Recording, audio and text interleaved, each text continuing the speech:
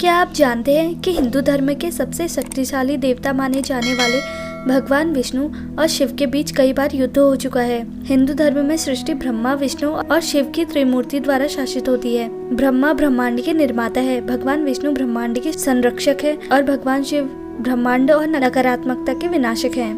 Hello दोस्तों, मैं लताशा और आप देख रहे हैं हमारा चैनल ज्ञान। देवी सती की मृत्यु के बाद भगवान शिव इतने आहत हुए थे कि उन्होंने संसार से अपना सारा मोह त्याग दिया और विरक्त हो गए। कुछ वर्षों तक भगवान शिव देवी सती के वियोग में बेचैन होकर इधर उधर भटकते रहे। यहाँ तक कि भगवान शिव को भी त्रिदेवों के रूप में अपने कर्तव्यों के बारे में पता नहीं था। शिव के सृष्टि से विरक्त होने के कारण भगवान विष्णु को त्रिदेवों के विघटन और दुनिया में अराजकता और नकारात्मक शक्तियों के प्रभाव का डर सताने लगा।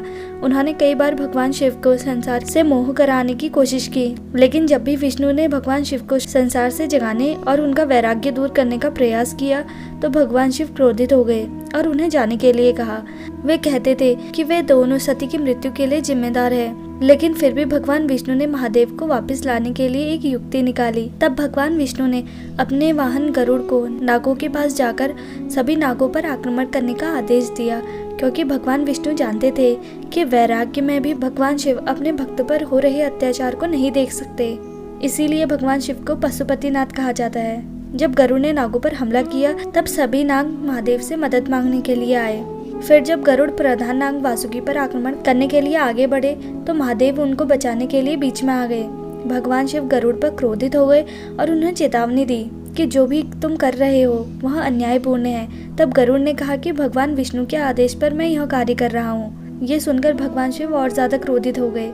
तो जब भगवान शिव गरुड़ को दंडित करने वाले थे तब बीच में भगवान विष्णु आते हैं और गरुड़ को बचा लेते हैं। तब भगवान विष्णु और भगवान शिव के बीच महान युद्ध शुरू होता है। शिव और विष्णु दोनों योद्धा इस ब्रह्मांड के पालनकर्ता और संहारक हैं। समान होने के कारण दोनों को समतुल्य कहा जाता है, अतः उनके बीच युद्ध का कोई परिणाम नहीं निकला।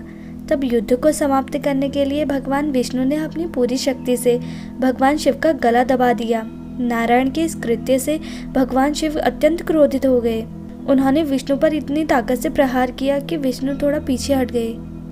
तब भगवान शिव ने क्रोधावश विष्णु की ओर अपना त्रिशूल छोड़ दिया। त्रिशूल बहुत तेजी से नारायण की छाती पर जा लगा। महादेव की त्रिशूल से विष्णु की छाती पर प्रहार हुआ, जिससे उन्हें एहसास हुआ कि उन्होंने यह त्रिशूल अपने भक्त और उनके उपासक विष्णु पर फेंका है।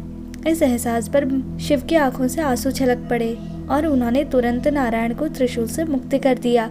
इस तरह महादेव संसार के प्रति अपने अनासक्ति को त्याग देते हैं और संसार तथा त्रिदेवों के कर्तव्यों से जुड़ जाते हैं। महादेव ने त्रिशूल से विष्णु की छाती पर 3 घाव किए और विष्णु द्वारा शिव का गला दबाने से शिव के गले पर उंगलियों के निशान पड़ गए, जिसके कारण भगवान शिव को सीती महादेव कहा जाने लगा।